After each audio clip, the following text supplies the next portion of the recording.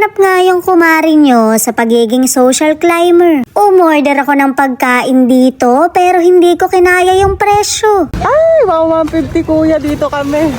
Dapat top silog. Kahit bituka mo, malilinis eh. O diba, may pagka-inosente pa siya. Shoot, amare, kabod na lang akong nagmukhang alien din eh. Naloka na nga lang ako sa bebe ko dahil may pagka-social climber din talaga. Nag-wine glass pa talaga siya, pero naka-cup noodles yarn. Yung totoo anak, pecha de peligro ka ba? Na para bang naghihintay ng sweldo para makapag-Jollibee ulit. Magsuswimming nga kami, kaya nagsipagbihis na kami. Mahilig kasi sa tubig yung anak ko na para bang hindi kami binabaha. Tumalong ka na. Ano ko? Basta na lang tatalo. Ano ko? Hipon. May anak mo. Diba, maligo ka na. Nagdadalawang isip nga akong maligo dahil takot ako sa araw. Shoot, amare, sayang ang Kojik. Hinahati-hati ko pa man din. Pero lumusong na rin ako dahil naiihi ako. Baka mga persona non grata ako dito. Infinity. Ere-leg ko. Infinity. Pero ang lalim. Malalim nga ito. Malalim? Ay, ka na. Sa lahat ng siman, ikaw ang takot sa tubig. Nagsarap-sarapan na nga lang ako dahil hindi ako makalapit sa infinity pool. Malalim kasi mare, ayoko namang maging alamat. Bait ko kang bata, kaaga kong nawala. Uy, Dara.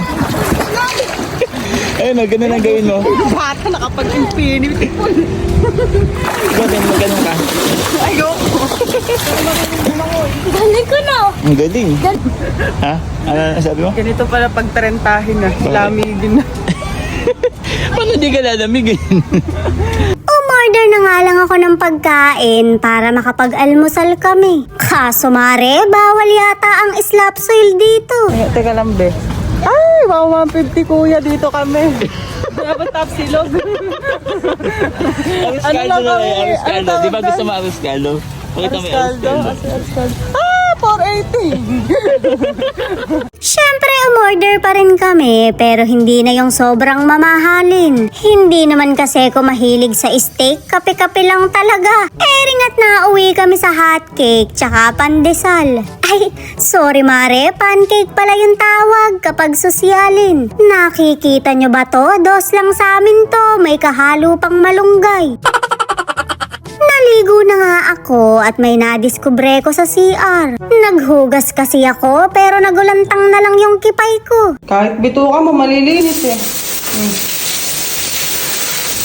O diba, sa sobrang lakas ng bidet, pati abdomuelinis. Pasensya na kayo at may pagka-inosente ko. Naa-amaze lang talaga ako kapag nakakakita ako ng mga gamit. Ala ka, kabod ka na lang naging alien.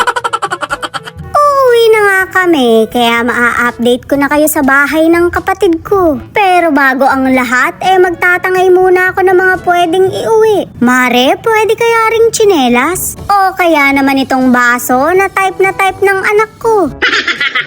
Wala pang ang bawas yung tubig, pero hindi naman pwedeng iuwi. Baka mag-antisibo pa ako sa bote, mag-stay na lang siya dyan. Stay na lang din siguro to dahil masyadong sagabal sa paglalaro namin ng mahal-mahalan.